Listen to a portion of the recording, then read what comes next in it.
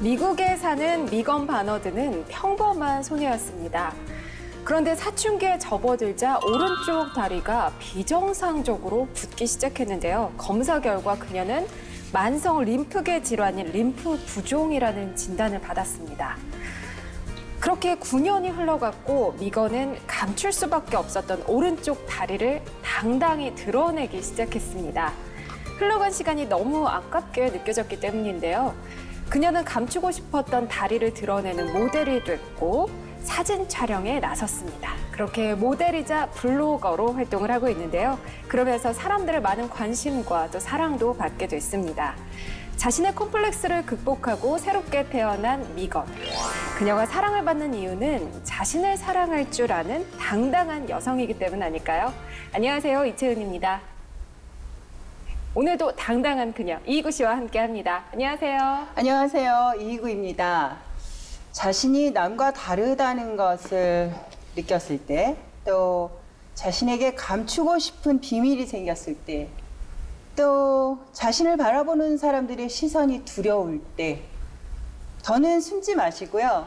아침에 딱 일어나서 거울을 보고 이렇게 말씀하시면 될 것 같아요. 어떡해요? 나를 사랑하자. 라고 한 번만 외쳐보시면 아마 당당함이 더 커지지 않을까 싶어요. 네. 나를 사랑합니까? 조 박사님? 네? 네. 왜 대답을 안 저는 하시네? 굉장히 사랑하고 있다고 생각을 하고 있고요. 누구를요? 저 자신을. 네. 예. 네. 약간 일부러 이 얘기를 했지만 예. 우리가 이제 자신감이라는 거와 이제 자존감이라는 것들을 우리가 이제 쓰게 되는데요. 이제 자신감이라고 하는 것은 이제 자기가 무엇을 할 수 있다, 그러니까 내 네. 스스로가 잘 할 수 있다라는 거에 대한 마음가짐, 이런 것들이 이제 마음속에서 훔쳐서 생각으로 인지로서 나오는 것을 말하는 것이고요. 자존감이라는 것은 자기 자신을 사랑하고 그다음에 자기를 존중할 수 있는 마음에서 네. 나오는 게 이제 자존감이라고 할 수 있거든요. 네. 네. 일단은 우리가 이제 자만심이라는 것은 그 이상의 욕심을 내는 거기 때문에 그 자만심보다는 자신감과 자존감을 병행해서 우리의 네. 행복한 미래를 열어가는 게 중요하지 않을까 그렇게 네. 생각합니다. 네. 자, 그러면요. 우리도 자신감 갖고 한번 출발해 볼까요? 그녀가 돌아왔다. 문을 활짝 엽니다.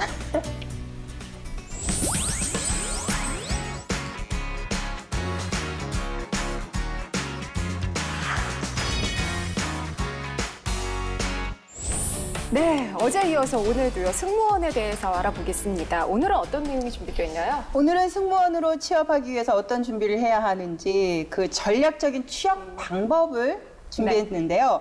취업 과정에서부터 면접 준비까지 승무원으로 취업하기 위한 다양한 정보들을 준비했습니다. 관심 많으시죠? 저희와 끝까지 함께 하시면 됩니다. 네. 예, 그리고 취업 전략은 제가 아주 네. 성심성의껏 잘 알려드리고요. 그리고 이제 그녀가 왔다 코너에서는 비행기 승무원 출신 강사분이 이제 나오셔가지고 직접 스튜디오 나오셔가지고요. 승무원에 관련된 리얼한 스토리를 직접 들려드리려고 합니다. 많은 기대 부탁드립니다. 그럼 왜 박사님 채은 씨, 말씀하시죠? 왜 박사님이 진행을 하는 거예요? 연기도 하시더니. 굉장히 좀 어색하긴 한데요. 이거 시켰어요, 누가? 이렇게. 이상하네. 뭐 어쨌든 네, 그렇다고 합니다. 네, 오늘 알아볼 거고요. 네, 승무원의 꿈을 꾸면서 시험을 준비하는 사람들이라면 뭐 한 번쯤 머릿속에 이런 질문들 떠올려봤을 것 같아요. 저도 승무원이 될 수 있을까요? 이런 생각해봤을 것 같은데 일단 승무원들 보면 다들 그렇게 예쁘고 잘생기고 키도 크고요. 외국어도 잘하고요. 건강해 보이고. 그러니까요. 네. 이런 것들 참 좀 궁금하거든요. 아마 승무원 지망생들도 이런 질문을 가장 많이 던지지 않을까 싶어요. 승무원 채용 과정에서 이런 좀 모호함 그리고 무형성 이런 것들 때문에 채용 과정 전반에 걸쳐서 이런 질문들 또 이런 걸로 고민하는 사람들이 많이 나타난다고 하는데 그만큼 우리 많은 예비 승무원들이 지원 과정에서의 정보 부족으로 어려움을 겪고 있습니다. 자, 과연 승무원이 되기 위해서는 어떤 과정을 거쳐야 하는지 그녀의 또 다른 모습을 발견하는 시간, 그녀의 연구소에서 자세히 알아보겠습니다.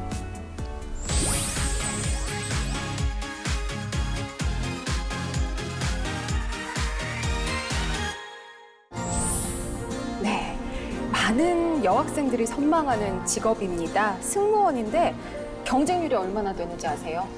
뭐 굉장히 높을 것 같아요. 최소 네. 100대 1이래요. 정말 99명을 이겨야지 한 명의 승무원이 나올 수가 있어요. 너무 세다. 근데 이게 최소. 정말. 네, 그러니까 이렇게 치열한 경쟁에서 채용이 되려면 당연히 뭐 스펙도 좋아야 하고요. 이미지도 좋아야 하고 그리고 화술, 언변력도 좋아야 되지 않을까 하는데 취업 전략을 좀 하나씩 살펴보고자 합니다. 네. 승무원의 취업 면접을 위한 준비, 그 전략적 방법에 대해서 소개해드리고자 하는데요. 그 첫 번째, 당신의 이미지를 상품화하라. 뭘 어떻게 상품화해야 될까요? 이렇게 예쁘게 포장하고 갈까요? 리본 달고? 네? 박사님 어떻게? 일단 진행자분들께 제가 한 가지 좀 질문을 좀 드리면요. 네. 보통 무서워. 물건을 우리가 살 때 네. 진행자님은 네. 뭐 가격, 그다음에 디자인, 네. 성능 이 셋 중에서 어떤 거를 좀 더 중심적으로 보나요? 일단 디자인. 제일 처음 보는 건 무조건 디자인이죠. 그렇죠. 그다음에 뭐 성능도 하나하나 보고 가격도 보고 이렇게 가죠. 그럼 일단은 뭐 긍정적인 것은 얼마든지 이제 갖춰져 있다. 지금 이렇게 생각을 해도 될까요? 아니요. 지금 적은 돈으로 좋은 걸 살려고 그러는 거지. 가격을 본다니까요. 그렇죠. 우리가 이제 이미지를 상품화라는 네. 것들은 이제 우리가 이제 일단 실물 경제에서는 이제 소비자와 네. 그다음에 이제 공급자가 이제 다르듯이 공급자는 기업이 되고 소비자는 이제 우리가 흔히 말하는 이제 뭐 일반 시민들이 되잖아요. 네. 근데 노동 시장에서는 그게 이제 반대가 되는 거죠. 그래서 실제로는 이제 소비자가 기업이 되는 거고 공급자가 노동자, 즉 근로자가 되는 구조이기 때문에 우리가 이미지를 상품화하라. 그래서 사람한테 상품이라는 말을 좀 쓰는 게 좀 그렇죠. 애매하긴 하지만 그래도 실질적으로 우리가 아까 말한 것처럼 디자인을 먼저 본다. 네. 라고 한다는 것은 그 사람에 대해서 어쨌든 첫인상과 거기에 대해서 어떻게 호감을 갖느냐를 네. 중점적으로 보고 그다음에 그 사람에 대해서 쉽게 말하면 이제 몸값 네. 우리가 말하는 인건비는 네. 어떻게 될 것이냐라는 것을 그에 이제 협상을 하게 되는 구조로 가져가죠. 네. 그래서 우리가 이제 보통 첫인상이 대부분 한 50%를 이제 결정한다라는 네. 이야기 많이 들으셨잖아요. 그래서 일단은 우리가 이제 이러한 승무원이라든지 이런 부분에 있을 때는 이제 이미지 굉장히 중요하고요. 그다음에 이렇게 제가 지금 손으로 하고 있지만 핸드 제스처. 이 제스처 같은 경우도 약 한 18%에서 한 20% 정도의 부분을 제외하면 네. 거의 한 80%를 다 차지하고 있고요. 그다음에 이제 목소리 톤, 네. 그다음에 뭐 말하는 방법, 네. 그다음에 뭐 인격 측면이 약 한 20% 정도 그렇게 네. 차지하고 있다라고 보시면 될 것 같습니다. 그래서 이미지는 그 사람을 딱 결정하게 되는 아주 중요한 상품의 기본이다라고 말씀드리고 싶습니다. 네. 자, 두 번째는 면접 회사에 대한 정보는 필수다라고 나와 있네요. 우리가 이제 면접 회사에 대한 정보, 이것은 우리가 뭐 꼭 승무원이 아니더라도 그렇죠. 모든 것에 대해서 뭐 그 사람을 미팅을 하더라도 그 사람에 대해서는 우리가 알고 가야 되듯이 네. 이 기업에 대한 정보는 반드시 이제 필수겠죠. 그래서 무엇을 그 사람이 원하느냐에 따라 가지고 우리가 제공해야 되는 형태도 틀립니다. 그래서 아까 첫 번째 이미지를 상품화하는 것도 어떤 기업이냐에 따라서 또 무엇을 추구하느냐, 또 어떠한 인재상이냐에 따라 가지고 이미지를 다르게 표현하는 게 굉장히 중요하다라고 네. 보시고 대부분 이제 그에 관련된 정보, 이제 최신성에 관련된 정보 기사, 그 다음에 그에 있었던 이슈, 그 다음에 상품화 이런 것들을 이제 미리 좀 체크를 하시고 가는 네. 게 굉장히 중요하다라고 말씀드리고 싶습니다. 네. 네. 세 번째는 5분 안에 내가 가진 최고의 가치를 보여라. 5분 와, 안에요? 5분 어렵다. 안에. 저는 솔직히 이 말에 약간 반대를 좀 하는 그래요? 형태 중에 하나입니다. 왜냐하면 네, 10분 드릴까요, 그럼? 세상에 5분 안에 그거를 표현을 처음 보는 사람한테 말 그대로 이러한 서비스를 뭐 물건을 가지고 뭐 핸드폰을 가지고 이거를 사주세요. 이거 좋은데요, 디자인이? 라고 한다면 뭐 1분 안에도 충분히 가능하겠지만 네. 5분 안에 자기 자신을 어필을 한다. 네. 굉장히 어려운 거죠. 그렇죠. 그래서 우리가 직장 할 때 보통 제안을 낼 때 프로포즈를 할 때 이런 말이 있었죠. 사장님을 만났을 때 엘리베이터 안에서 1층까지 오는데 1분 내에 그 사람에 대해서 호감을 얻지 못하면 그 아이템은 버려야 된다. 라는 말도 있었어요. 그러니까 1분에서 지금 5분으로 왔지만 솔직히 5분 후에는 힘들겠죠. 그러나 5분 안에 자기 자신이 어떤 사람이다라는 것을 최대한 보여줘라라는 의미로 이제 그에 대해서 소개를 준비를 해야 되겠죠. 네. 네. 자, 그럼 네 번째는요. 자기소개서는 자기 PR의 기회로 활용하라 라고 나와 있네요. 아까 5분 안에 자기 자신을 이제 어필을 해야 되겠지만 네. 우리가 흔히 말하는 물건을 살 때도 아까 말한 것처럼 디자인을 보게 되고 물건을 구매하잖아요. 네. 그러면 그 안에 설명서가 있습니다. 그리고 첫 장에 보면 재원이라는 게 있죠. 그게 관련된 뭐 스펙이 나와 있죠. 네. 뭐 무게는 얼마고 길이는 얼마고. 그러나 이제 그 다음부터는 사용 설명서, 주의사항 이렇게 활용하시면 좋습니다. 라고 하는 것들이 나오기 때문에 일단은 자기 PR이라는 것은 내가 이 기업에서 내 자신을 이렇게 활용하시면 효과를 잘 볼 수 있습니다. 라는 것을 어필하는 게 자기 PR이다. 라고 네. 보시면 될 것 같습니다. 그렇다면 이력서, 자소서는 어떻게 작성을 할까요? 쉽게 말하면 아까 이제 이력서 같은 경우는 거의 숫자로 되어져 있어요. 네. 그러니까 우리가 흔히 보면 이력서의 맹점이라고 할 수 있는 학력, 그 다음에 라이센스, 그 다음에 뭐 교육사항 이런 부분들을 일단은 보게는 되겠죠. 이게 만약에 블라인드 처리된다면 모르겠지만 일반적으로 보게 됐을 때 그때 우리가 지원하는 분야와 일관성이 있게끔 작성하는 게 굉장히 중요하고요. 네. 그 일관성 있게 돼 있는 것을 자기소개서에 어떻게 그것을 취득을 했고 어떤 문제로 그까지 오게 됐는지 하나의 스토리를 통해서 강력하게 어필을 하는 게 중요하다고 볼 수 있습니다. 네. 그럼 오늘 저희가 얘기하고 있는 이 승무원에 관한 이 자소서나 이력서는 다른 일반 기업하고 좀 다르게 써야 되나요? 실질적으로 크게 다르다라고는 볼 수 없겠죠. 대신에 이제 승무원이라고 한다는 것은 우리가 이제 이 직업 세상에서 봤을 때 하나의 중요한 포인트를 우리는 알고 가야 되겠죠. 그래서 제일 중요한 게 뭐겠어요? 안전이거든, 안전. 그렇죠. 네. 그리고 고객 서비스에 대한 만족도. 네. 이게 대해서 얼만큼 몸에 익혀져 있고 숙지하고 그것을 잘 할 수 있을까라는 것을 이제 우리가 보여주기 위한 거기 때문에 일단적으로 우리가 일반적으로 보는 뭐 자격증하고 네. 교육상하고는 좀 다르게 작성은 돼야 되겠죠. 그러니까 항목이 좀 달라진다라고 보시면 될 것 같습니다. 네. 최근 항공업계 호황으로 승무원 채용 인원이 증가하고 있다고 합니다. 하지만 정보 부족으로 인해서 고충을 느끼고 있는 지원자들도 많다고 하는데요. 특히 선박이나 철도 이쪽에도 분명히 승무원이 있는데 그렇죠. 이 분야에 대한 그 취업 정보는 거의 없다고 할 정도로 굉장히 많이 부족하다고 합니다. 자, 승무원을 꿈꾸는 그녀들은 어떤 고민이 있을지 지금부터 살펴보겠습니다. 자, 먼저 오늘 첫 번째 고민 알아볼까요? 네, 그녀의 연구소 오늘의 고민 무엇인지 그녀의 목소리를 먼저 들어보겠습니다. 외국계 항공사 취업을 준비 중인 시청자의 고민. 안녕하세요. 27살 돌치생입니다. 최근 다니던 직장을 그만두고 외국계 항공사 승무원 시험을 준비하고 있는데요. 저는 취준생 당시 국내 항공사에 지원했다가 매번 고배를 마셨습니다.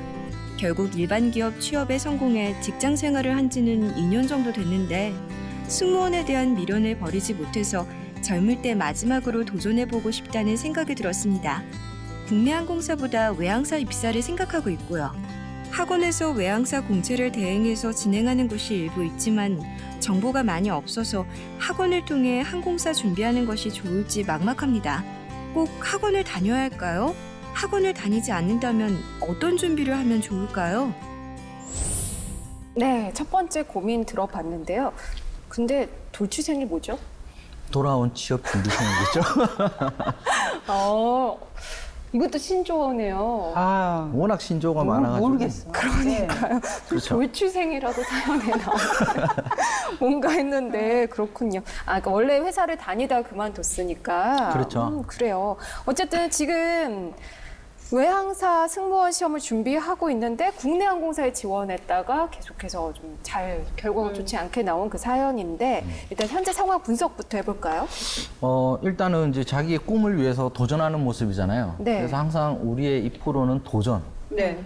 이게 제가 큰 박수를 또 보내고 싶고요. 네. 단지 이제 어찌 보면 우리 승무원이라는 것은 어찌 보면 이제 나이 제한이라는 거가 이제 실제로는 없어요. 입사 지원할 때는. 하지만 그런 부분들의 시기를 이제 놓치지 않는 타이밍이 굉장히 중요하기 때문에 네. 지금은 어느 정도의 2년 정도의 직장 생활을 하시다가 다시 승무원 왔기 때문에 그 2년이라는 시간을 어떻게 보냈느냐라는 것들을 이제 굉장히 준비를 잘 하셔야 되는 네. 형태가 될 것 같고요. 그 다음에 이제 또 여기서는 나오지 않겠지만 이제 어떠한 직무를 수행을 했느냐가 지금 승무원으로서의 연관성을 커리어 측면에서 가져가느냐 못 가져가느냐도 솔직히 한번 다시 체크를 해야 될 사항 네. 중에 하나입니다. 만약에 이질적인 것을 했다. 그러면 실질적으로 그에 대한 기간을 놓치고 버린 거죠. 그 다음에 이제 마지막으로 보게 되면 일단은 학원을 다니지 않고 할 수 있는 방법이 네. 없나요? 라는 것도 이제 우리가 보게 되는데요. 실제로 이제 전문 학교 2년째 네. 이상이라든지 대학을 졸업하지 않는 비전공자인 경우에는 다시 학교로 가기가 쉽지 않죠. 그렇죠. 그렇죠. 그리고 아까 중에 우리 처음에 이야기했지만 100대 1이라는 경쟁률이 네. 있었잖아요. 근데 이제 그 과를 들어가기도 이제는 그 정도 급이 되기 때문에 일단은 학원을 다니지 않고는 전문성을 좀 키우기 힘들기 때문에 학원을 좀 다니는 거에 대해서 좀 고민을 하고 그에 네. 대한 진로를 결정하는 게 좀 중요할 것 같습니다. 네. 비행기 승무원 되려면 그러면은 일단은 그 과에 유리한 과를 들어가는 게 좋고 학원을 좀 다니는 게 훨씬 더 수월하지 않을까요? 이제 예전에는 우리가 대학에 전공이라는 게 있었잖아요. 네. 네. 그 전공이라는 것은 그 분야에 2년, 4년이라는 시간 동안 엄청난 이제 시간과 노력을 투자해서 전문가로 이제 태어나기 위한 부분인데 지금은 꼭 이제 정규 과정이 아니더라도 들어가는 방법들이 많이 있잖아요. 그래서 일단은 뭐 항공운항과를 나오면 되게 유리하죠. 네. 하지만 현실적으로 그게 불리하기 때문에 학원을 가는 게 중요하고요.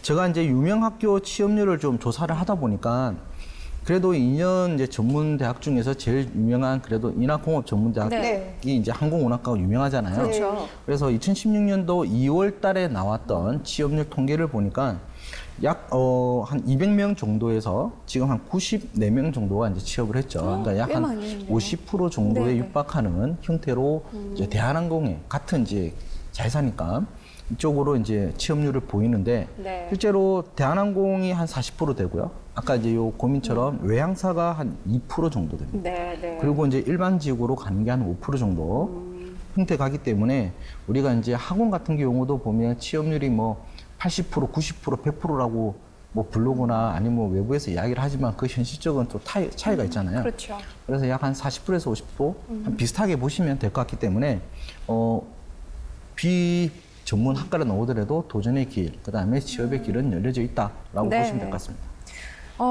요즘은 항공사가 굉장히 많아졌어요. 그렇죠. 예전에는 그 대형 항공사밖에 없었는데 네. 요즘은 저가 항공사도 많이 생겼고 또 지금 사연의 이 사례자처럼 외국 항공사, 외항사 쪽으로 취업을 희망하는 경우도 있는데 이 항공사별로 원하는 인재상이 다 다를까요? 다 다르겠죠. 그런 것 같아요. 실질적으로 이제 인재상을 가지고 우리가 이야기를 하게 되면 이 역시 제가 좀 짚어드릴 거는 뭐냐면 인재상은 말 그대로 그냥 우리가 원하는 인재상이다라고 해서 그 인재상을 가지고 우리가 어떠한 수익을 창출하고 서비스를 이제 원활하게 하기 위해서 우리가 제시를 해주는 거잖아요. 네. 그래서 일단은 외항사 같은 경우는 우리가 보게 되면 뭐 에미레이트 항공이라든지 카타르 항공, 그 다음에 에어아시아 이런 경우는 대부분 사회 경험을 좀 중시 여기는 형태가 많습니다. 그래서 우리가 뭐 팁을 드리면 면접 볼 때도 핸드 제스처라든지 자기의 경험들을 주로 이야기하면서 인터뷰를 하는 것을 굉장히 중시 여기고요. 네. 최근에는 인재상이라고 해서 좀 젊음을 좀 추구하지만 뭐 외국 유럽 같은 거 보시면 인재 보시면 약간 나이 드신 분들도 맞아요. 많이 네. 하시잖아요. 네. 그러니까 이러한 인재상이 결국은 그 인재의 젊음과 나이하고는 무관하다라고 보시면 될 것 네. 같습니다. 대신에 이제 국내 메이저급을 제가 이제 한 3군데 정도 봤는데요. 대한항공 같은 경우는 이제 뭐 진취적인 성향, 그 다음에 서비스 마인드에 대한 부분과 예절을 지닌 인재, 그 다음에 국제적 감각의 소유자, 성실한 조직인. 우리가 일반적으로 알 수 있는 형태죠. 네. 그 다음에 아시아나도 부지런한 아시아나인, 그 다음에 연구하고 공부하는 인재상을 또 요거를 하더라고요. 어렵네요. 그 다음에 서비스 정신이 투철한 인재. 어찌 보면 우리가 일반적으로 알고 있는 인재상들이잖아요. 그렇죠. 대신에 여기서 한 가지 좀 주목해야 될 게 뭐냐면 저가 항공에 관련해서 우리가 좀 봐야 될 인재사항이 좀 확연하게 틀립니다. 네. 메이저급하고는.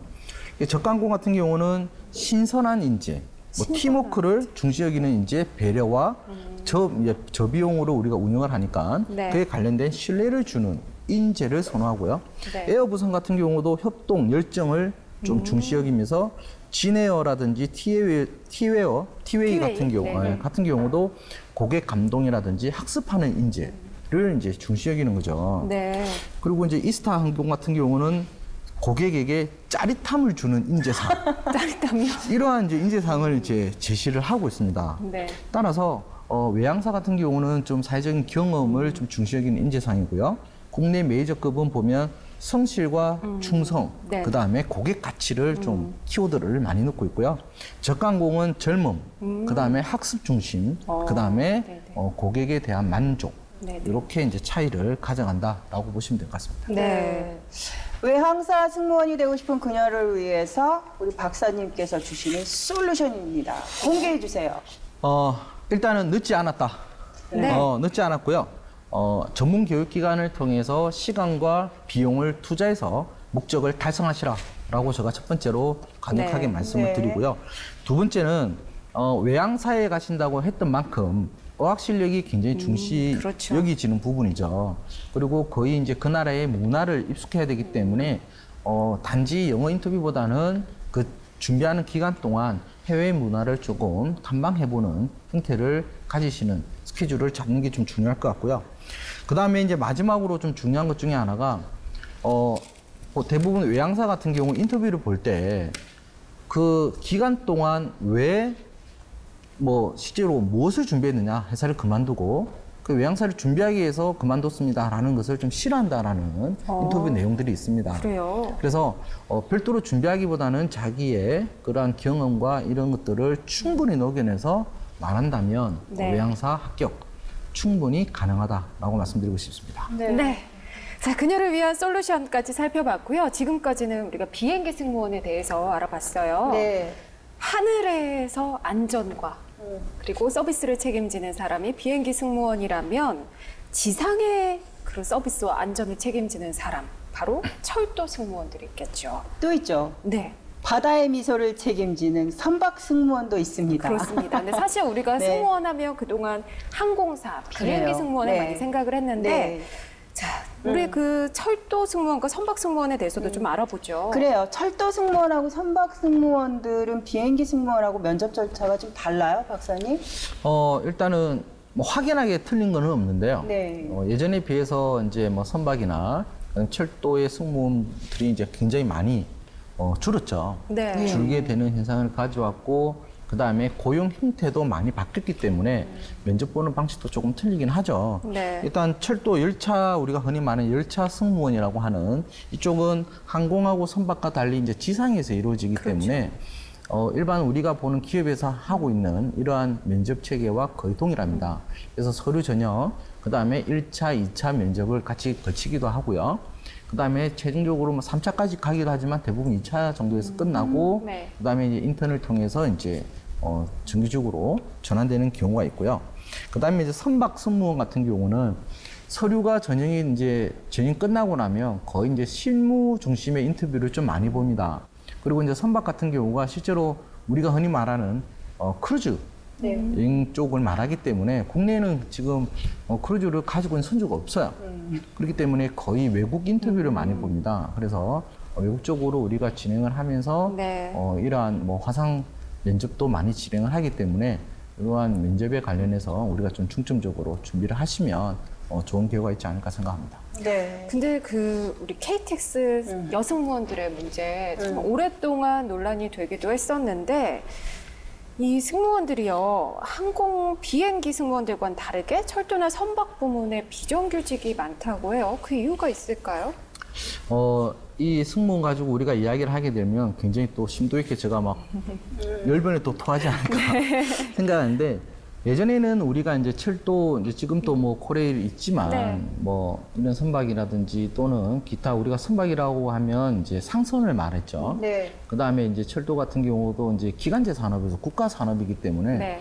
나라에서 그거를 인용을 하다가 지금은 이제 어느 정도 우리가 KTX 수소발처럼 이제 민영화 형태로 이제 많이 빠지고 나가고 있잖아요. 네. 그러다 보니까 지금 우리가 이제 이러한 민영화의 이익 체계를 따르기 위해서 이런 고용 형태가 이제 많이 바뀌게 되는 부분이기 때문에 이런 비정규직은 앞으로도 계속 좀 이루어지지 않을까. 네. 또 항공 측면에서도 또 어느 당분간 후에 어느 정도 이제 상승 곡선을 그렸다가는 또 반드시 또 비정규직으로도 움직일 수 있는 사회적인 트렌드일 것 같고요. 일단은 우리가 1주 동안 2주 정도 이제 우리가 보게 되더라도 실제로 우리가 선박 같은 경우도 한 번 나가면 한 2주, 3주 이상 있다고 오잖아요. 그렇죠. 그다음에 철도 같은 경우는 이제 우리가 갔다가 바로 오기 때문에 상관이 없는데 이러한 고용 형태로 보게 됐을 때 정규직으로 움직이는 건 힘들고요. 특히 선박 같은 경우는 어찌 보면 아까 말했지만 크루즈 형태이기 때문에 우리나라에서 정규직을 채용해서 가는 것보다 왜냐면 각 나라를 돌기 때문에 네. 여러 나라 외국어를 다 못하잖아요. 그래서 현지인들을 채용을 하고 비정규직으로 활용하는 경우가 많아요. 그렇기 때문에 이 고용 형태는 앞으로도 조금 우리가 좀 지켜봐야 될 네. 좀 중요한 사안이라고 보고 있습니다. 네. 그런 문제를 해결할 수 있는 방안은 없어요? 이러한 방안을 보게 됐을 때 우리가 2006년도 이제 당시 코레일에서 비정규직이 이제 2년 넘게 일하면 정규직으로 전환해 주겠다라는 이제 형태를 하고 우리가 이제 KTX 이제 관광 레저로 옮길 것을 요구를 했었어요, 그때. 그런데 그 이후로 지금 우리가 이제 1심, 2심을 거치고 이제 배상을 해라라고 했는데 그게 다시 마지막에 코레일 측에서 우리가 지급해야 할 돈보다 더 많이 하면서 김현장이나 아니면 법인 세종이나 이러한 부분을 통해서 승소를 하면서 다시 그걸 엎어버렸죠. 네. 그렇기 때문에 우리가 지금 이러한 형태를 가지고 해결할 수 있는 방법 정말 쉽지 않다고 저는 보고요. 네. 대신에 우리가 이제 보게 되면 일단은 KTX 이제 우리가 승무원 제도라든지 기타 승무원 제도를 이제 공공성으로 가져갈 것이냐 아니면 위탁 사업으로 가져갈 것이냐라는 거에 대한 결정을 내부에서 내리시는 게 굉장히 중요할 것 같고요.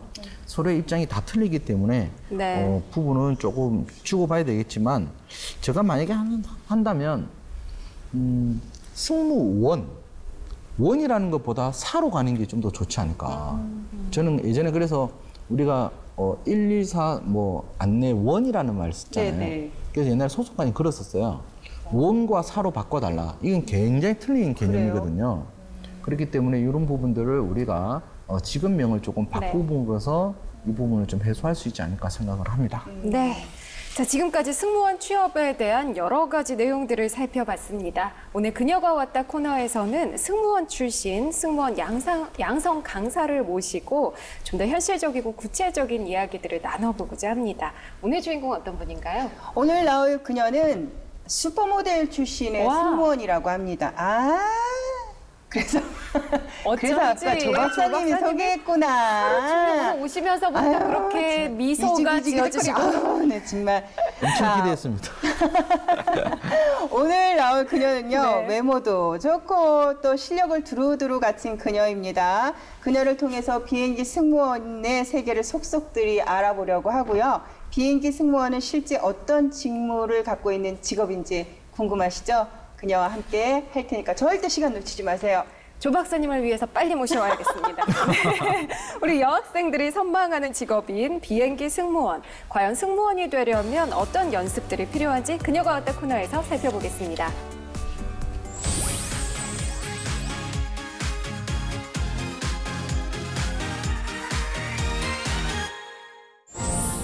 네, 오늘은요, 서비스의 꽃이죠. 네. 네, 이항아 강사님 자리하셨습니다. 안녕하세요. 네, 안녕하세요. 네. 이하아 강사입니다. 네, 먼저 간략하게 자기소개 좀 해주세요. 네, 저는 국내 항공사에서 객실 승무원으로 근무 후 현재는 한국항공전문학교에 승무원을 꿈꾸는 학생들을 가르치고 있습니다. 네, 원래 승무원을 하시다가 이제는 양성하는 네. 선생님으로서의 역할을 하고 계시군요. 네, 그렇습니다. 네. 비행기 승무원 출신이라고 하셨는데 승무원 직업을 선택한 이유가 있어요? 네, 저는 많은 지원자분들과 동일하게 여행을 굉장히 좋아합니다. 그렇다 보니까 여행을 통해 새로운 것을 보고 배우고 경험함에 있어 마음의 안식과 위안을 찾게 되기 때문입니다. 그래서 제가 객실 승무원을 선택하게 되었습니다. 네. 와. 근데 승무원 되려면요. 네. 아까 우리 앞에서도 했지만 정말 최소 100대 1의 경쟁률을 뚫어야 하는데 승무원이 되기 위해서 어떤 노력들을 하셨어요? 네, 일단 지원 자격 요건을 충족시키기 위해서 네. 토익 550점만 맞으면 된다고 생각을 하시잖아요. 네. 근데 대부분의 지원자가 550점 이상의 점수를 가지고 있기 때문에 첫 번째로 저는 토익 학원을 굉장히 열심히 다녔고요. 네, 두 번째는 이미지, 좋은 이미지, 항공사와 어울리는 이미지를 만들기 위해서 평소에 이제 뭐 자세라든가 체력을 이제 꾸준히 준비했습니다. 네. 이미지 메이킹을 하고 계셨어요. 네. 네. 비행기 승무원 하면 주로 어떤 업무를 하나요? 네, 비행기 승무원 하면은요, 보통 안전과 고객의 편의를 제공하는 사람입니다. 네. 그래서 안전이라는 것은 비행 중에 갑자기 생길 수 있는 비상사태에 대비해서 이제 승객을 안전 상황으로 대피시켜야 하는 일이고요. 네. 그리고 서비스라는 것은요, 편안한 서비스를 제공하기 위해서 뭐 기내식을 제공한다거나 뭐 기내 식음료를 제공하고 기내 면세품을 판매하는 등 승객이 목적지까지 도착할 수 있는 서비스를 제공합니다. 저는요, 네. 사실 여행 다닐 때 이제 우리 비행기 타면 네. 조금 불편한 점도 많고 좀 걱정되기도 하니까 사실 승무원한테 많이 의지를 하게 돼요. 그럼요. 그런 점에서도 참 대단하다는 생각이 들지만 무엇보다 외국어로 네. 기내 방송 하잖아요. 부럽구나. 네. 아유, 별게 다 부러워. 그 기내 방송은 네. 주로 어떤 승무원들이 하는 건가요? 일단 기내 방송은요, 기내 방송 자격이라는 게 따로 있어서요. 그 그래요? 자격을 통과한 승무원에 한해서만 기내 방송을 하게 되어 있습니다. 다 하는 게 아니에요. 저는 이렇게 번갈아 가면서 그 기내 방송 듀티를 맡은 승무원이 그날의 방송을 책임집니다. 이거 정말 몰랐네. 예. 네. 자, 그 박사님, 지금 우리 강사님 같은 경우는 이제 객실 승무원이지만 우리가 승무원 하면 지상에서 근무하는 승무원들도 있잖아요. 네. 어떤 차이가 있는 건가요? 일단 우리가 객실 승무원과 이제 지상직 승무원이라는 말을 쓰는데 실질적으로는 지상직 승무원이라기보다는 이제 지상직 이제 사무원이라고 우리가 네네. 많이 이제 호칭을 하는데요. 일단은 이제 객실 승무원 같은 경우는 이제 기내에서 많이 하는 반면에 이제 우리가 흔히 말하는 지상직은 사무 중심의 형태고요. 네네. 일단 우리가 뭐 비행기 타러 가시기 전부터 이제 모든 프로세스를 보면 다 우리가 만나는 분들이 이제 지상직이다라고 보시면 되는데요. 네. 일단은 제일 먼저 크게 하는 게 이제 예약 발권 업무를 이제 큰 업무로 보게 되죠, 직무로. 네. 두 번째가 이제 체크인 카운터에 가보시면 우리가 뭐 여행지를 체크하고 그다음에 뭐 체킹하고 수속 업무, 그다음에 수화물도 우리가 처리를 하잖아요. 이런 업무를 또 이제 기본적으로 이제 진행을 하게 되고요. 네. 그다음에 이제 뭐 게이트라든지 카고라든지 그다음에 일반 사무 업무 등 다양한 업무들을 이제 사무직에서 수행을 하게 됩니다. 네. 근로 조건 안 들어볼 수 없어요. 그럼요. 연봉도 궁금하고요. 정말 궁금해요. 연봉이 조금 되는 거로 그러니까요. 생각이 되는데 그렇다면 또 복지는 어떤지도 궁금하고요. 그리고 어떤 근무의 형태를 갖고 있는지 궁금해요. 먼저 연봉. 연봉. 물어볼게요. 네, 가장 궁금해하시는 부분이시기도 한데요. 일단 일반 직장과 같이 고정된 매월의 월급이 같진 않습니다.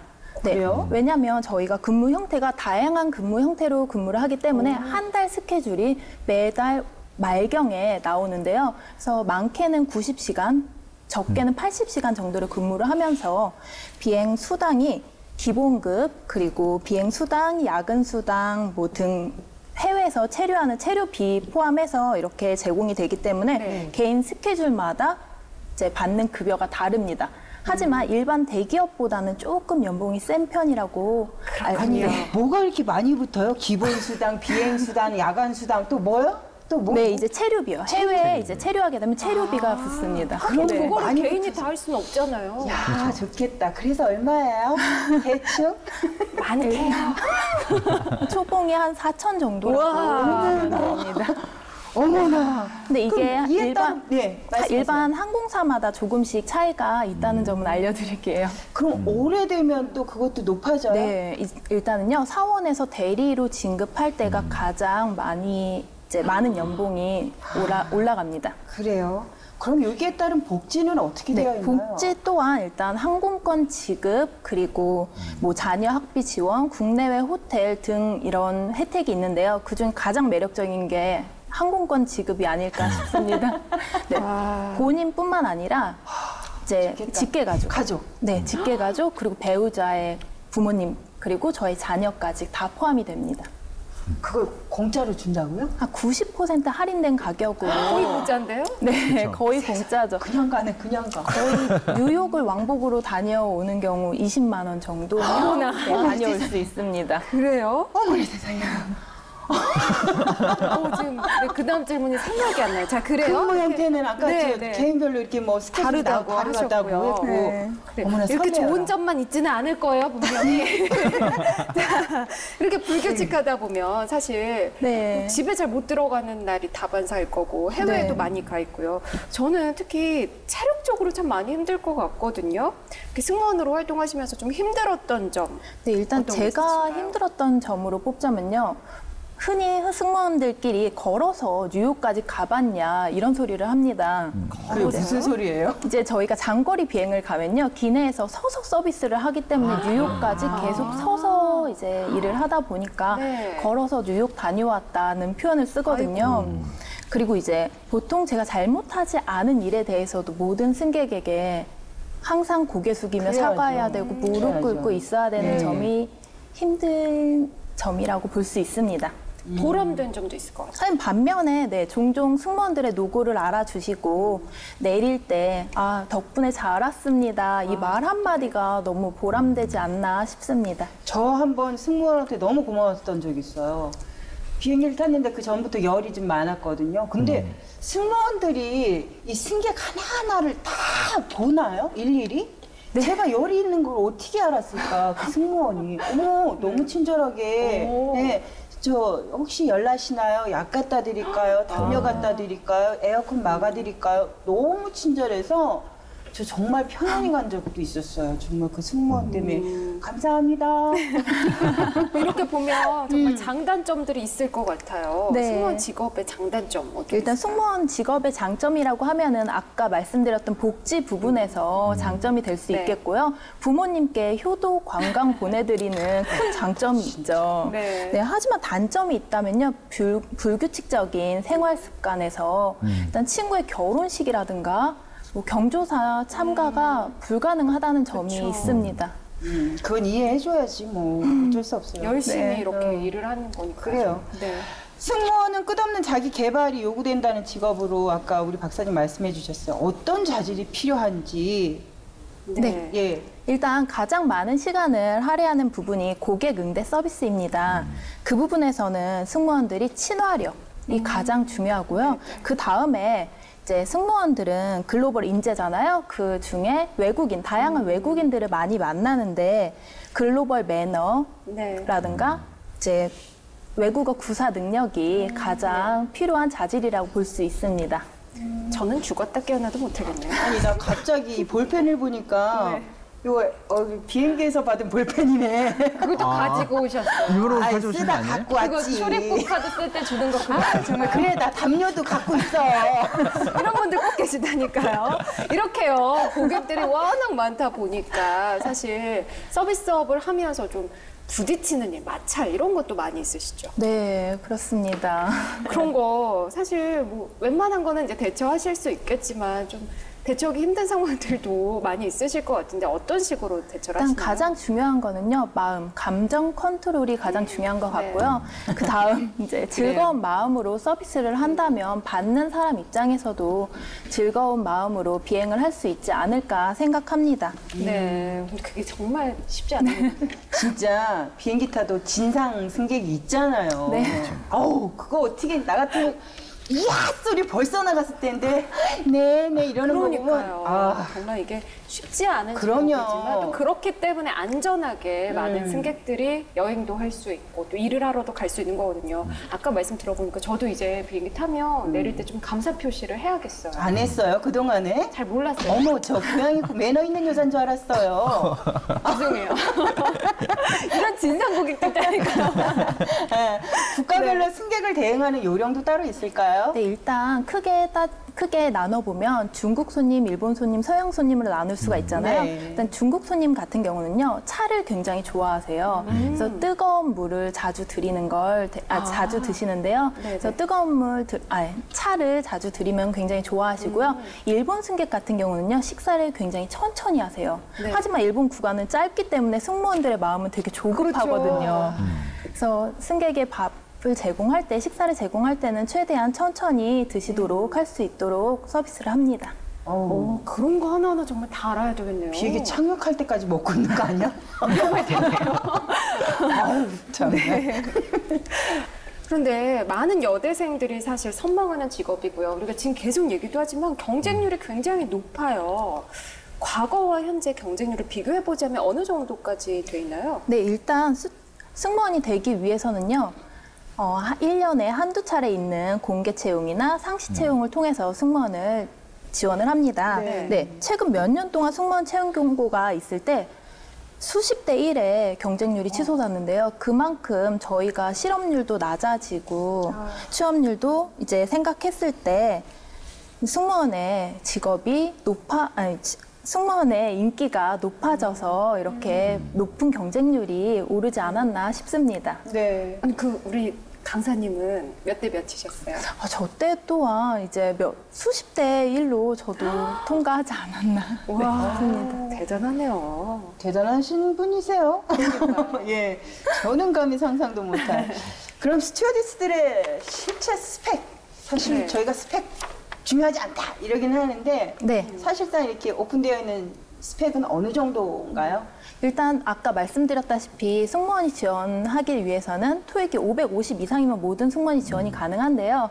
네, 지원 후에 제가 승무원들 실제 동기들을 만나보면요. 정말 토익 550점에 들어온 친구들도 있고요. 다양한 스페인어, 영어, 일어까지 다양한 언어를 하는 친구들도 있고요.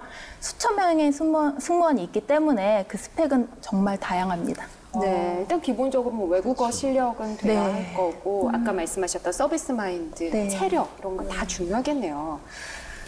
우리나라 승무원들이 특히 더 정말 다 갖춰진 것 같아요. 그래요. 실력도 좋고요. 뭐 실력은 말을 할 것도 없고요. 거기다 외모까지. 인물도 좋고. 네. 왜 박사님이에요? 다른 스튜어디스들, 외국 스튜어디스들 보면 정말 무너지지 않을 것 같은 하체에 아까 일본 항공사의 멋진 승무원 남자였어. 그거는 좋으셨어요? 너무 멋있어서 나 내리기 싫었다니까. 나 손잡고 내릴 뻔했어. 근데 그게 이렇게 제복에서 나타나는 느낌 같아. 예, 너무 멋있는 아니 것 같죠. 우리나라는 뭐 여성, 남성 승무원 할 것 없이 정말 실력, 외모 다 갖추고 있어요. 그래서인지 외항사, 특히 중동 항공사에서도 우리나라 승무원을 선호한다 이런 이야기가 있어요, 박사님. 이게 진짜인가요? 그분들이 그런 이야기를 했다 그러죠. 코리안 크루, they are fantastic. 이 승무원들 아주 환상적이다. 그런 이야기를 이제 중동 에미레이트 이제 네네. 항공사에서 이야기를 했는데요. 실제로 거기 보면 한 100여 국의 출신의 한 8천여 명의 이제 승무원이 근무를 하고 있는데 네. 그 중에 이제 한국인이 한 620명 정도. 그래서 호주 다음으로 이제 한 7.7% 정도를 이제 우리 한국인이 이제 거기서 근무를 하고 있죠. 근데 이제 거기서 이야기를 하는 딱 세 가지 포인트를 제가 한번 확인을 해보니까 네. 첫 번째가 오픈 스타일, 그다음에 오픈 마인드. 우리나라 이제 승무원들이 네. 이런 것들이 굉장히 잘 돼 있다라는 거죠. 그래서 배타적이지 않고 다른 나라 이제 승무원들은 어찌 보면 다른 나라 국가의 이제 고객들을 만났을 때 자기만의 스타일을 좀 추구하는 부분이 네. 좀 있대요. 그러니까 거부한다든지. 근데 우리나라는 그런 거와 상관없이 고객 만족 서비스에 아주 잘 돼 있다 보니까 그런 것들을 흡수하는 능력이 뛰어나고요. 네. 두 번째가 이제 팀워크가 굉장히 또 뛰어나다고 이야기를 해요. 네. 각 나라에 있는 이제 승무원들이 있더라도 항상 거기에 대해서 리드를 하고 배려해주고 맞춰주는 이러한 팀워크가 굉장히 뛰어나다라고 이야기를 하고요. 그다음 세 번째가 고객 응대에 관련된 순발력이 굉장히 또 뛰어나다 그래요. 우리나라 사람. 그래서 어학 실력은 다른 나라에 비해서 조금 네이티브한 느낌은 없지만 그 상황 대처 능력이 굉장히 좋다 보니까 우리나라 이제 여 승무원들을 선호한다라는 네, 것을 이제 우리가 들을 수 있었죠. 기분 좋다. 그러니까. 네. 근데 한편으로는 우리가 승무원에 대해서 참 많은 오해들도 있거든요. 근데 그 오해 좀 이게 진실인지 아닌지 그런 거 한번 살펴봐야 할 것 같아요. 그래서 준비해봤습니다. 승무원 출신에게 듣는 스튜어디스에 관한 오해와 진실. 네. 그 첫 번째입니다. 스튜어디스는 예뻐야 한다. 예쁜 사람들이 다 있잖아요. O, X. 네. 뭘까요? 아닙니다. 아, 진짜요? 일단 스튜어디스는 대단한 미모를 가지고 있어야 한다고 생각하지만요. 네. 실제로 자격 요건에는 미모를 요구하지는 않습니다. 근데 왜 다 이뻐요? 그러니까요. 말도 안 일단은 돼. 인재 그 항공사에 원하는 인재상이 다 다르기 때문에 순박함 그리고 깨끗함 그리고 편안하고 누구에게나 호감 주는 인상을 가지고 있다면요 모두가 다 지원은 가능합니다. 네. 자, 두 번째. 이건 남자들이 생각하는 거 아닐까? 스튜어디스들은 콧대가 높다.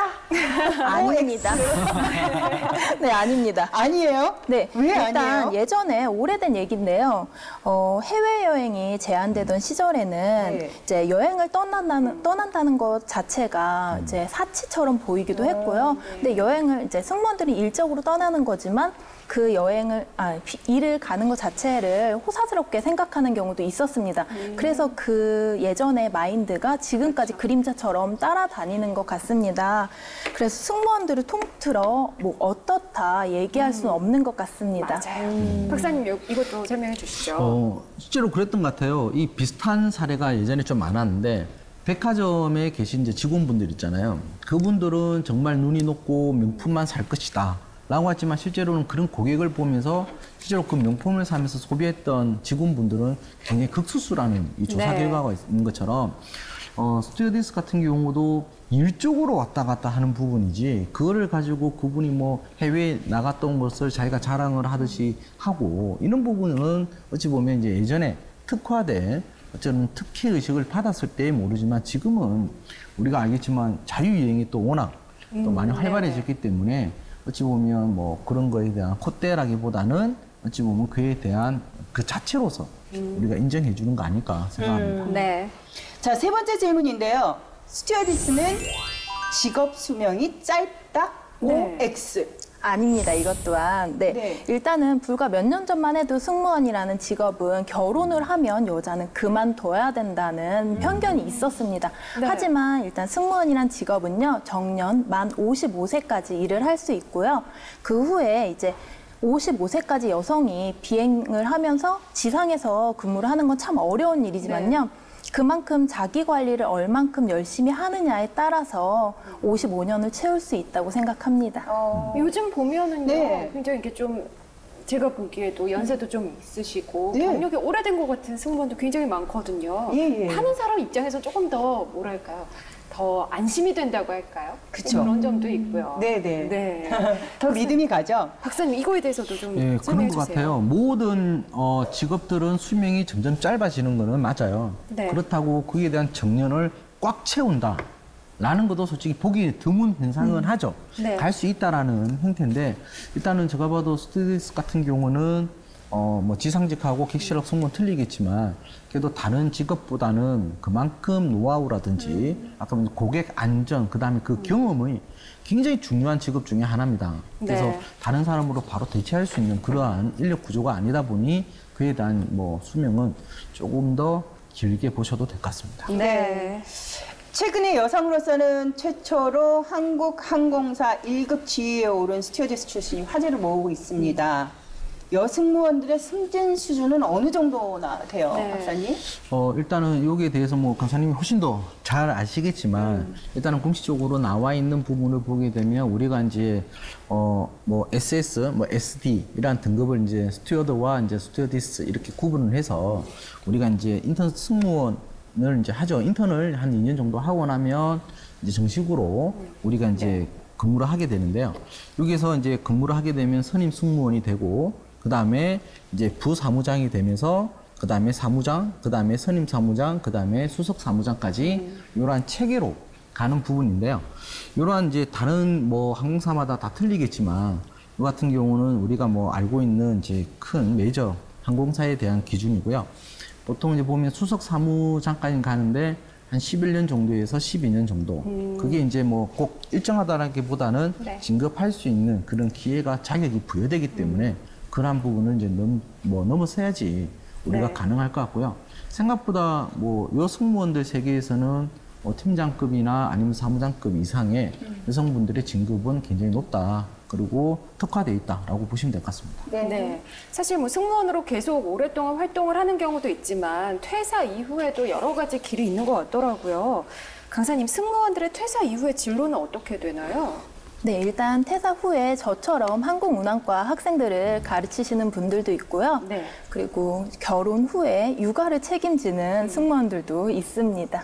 네, 뭐 진로는 딱 정해져 있는 건 아니겠죠. 근데 정말 이렇게 강사로 일하시는 분들도 네, 굉장히 많이 많으시더라고요. 있습니다. 네. 근데 네. 추가로 제가 여기서 잠시 그냥 돌발 질문을 하나 좀 드릴 건데요. 아까 말한 것처럼 우리가 이야기했던 것 중에 항공운항과 나오신 분이 있고 그다음에 학원에서 했을 경우에 네. 실제로 그에 대한 취업률, 합격률은 실제로 뭐 약간 비공식적이긴 하지만 어느 정도 수준이 된다고 보시나요? 일단 전공과 상관없이 어느 학과를 나와야 승무원이 된다는 답은 없습니다. 네. 그래서 전공 불문하고 승무원이 되는 길은 승무원은 누구나 다 지원을 할 수 있습니다. 그래요. 자, 지금까지 승무원 출신의 이향아 강사님과 승무원의 세계에 대해서 알아봤어요. 그녀가 왔다의 마지막을 장식해줄 직업인의 노하우 안 들어볼 수 없겠죠? 네. 전직 스튜어디스가 공개하는 직업 성공의 노하우 무엇인지 공개해 주세요. 네, 일단 노하우 제가 3가지로 나눠서 말씀드리겠습니다. 네. 첫 번째는요, 본인의 이미지를 상품화하셔야 합니다. 면접 자체가 스피치이고요, 자신을 면접장에서 프레젠테이션 하실 수 있으면 됩니다. 두 번째는요, 평소에 준비를 하셔야겠죠. 네. 평소에 밝은 모습으로 사람들을 대하고 이런 모습이 몸에 배어 있다면요, 면접 자리에서도 떨지 않고 면접관을 대할 수 있을 것입니다. 그리고 마지막으로 지피지기면 100점 100승이란 말이 있지 않습니까? 네, 그를 알고 나를 알면 100번 싸워도 100번 이길 수 있습니다.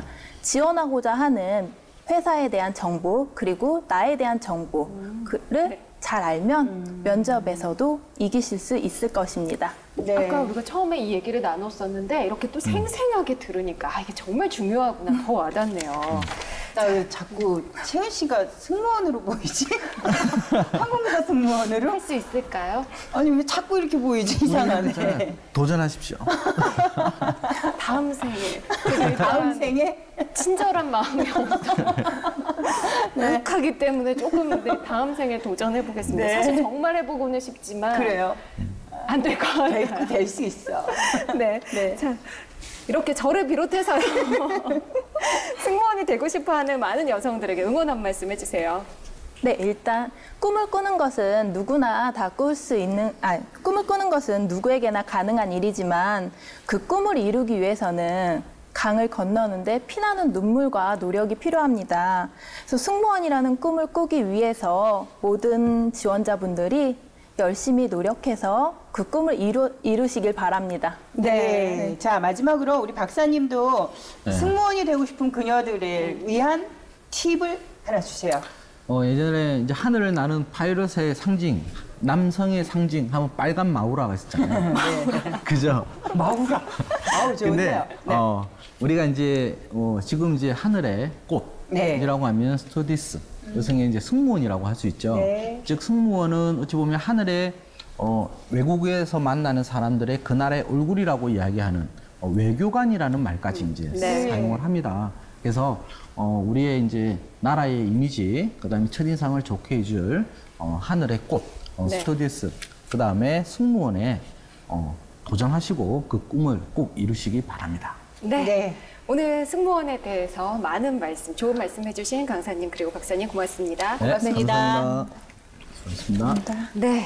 매주 화요일마다 꾸며나가는 그녀의 연구소. 혹시 지금 고민이 있는 여성분이라면 주저하지 마시고 그녀의 연구소의 문을 두드려 주십시오. 저희가 속 시원한 솔루션 제공해드리겠습니다. 그리고 그녀가 왔다에 출연해서요, 많은 여성들과 함께 자신만의 노하우를 함께 나누고 싶은 여성분들 주저 말고 저희를 찾아주시면 될 것 같고요. 여러분의 한 가지 노하우가 많은 여성들에게 행복을 선물해 드릴 수 있습니다. 네. 오늘 저희가 준비한 내용은 여기까지입니다. 내일은요, 수요 특집이 진행되니까요. 많이 기대해 주시고요. 다음 주 역시도 여성들의 기대를 한 몸에 받는 직업에 대해서 좋은 정보, 철저한 준비와 함께 찾아오겠습니다. 다음 주에도 저희와 함께 해주세요. 이론 수업을 마치고 저희가 처음으로 진행된 직업의 실전편 어떠셨어요, 여러분들? 저희는 괜찮았는데. 네, 저희는 다음 주에도 더욱 알찬 정보를 가지고 돌아오겠습니다. 네, 이제 인사드릴까요? 네, 네, 저희는 내일 수요 특집으로 다시 돌아오겠습니다. 고맙습니다. 감사합니다.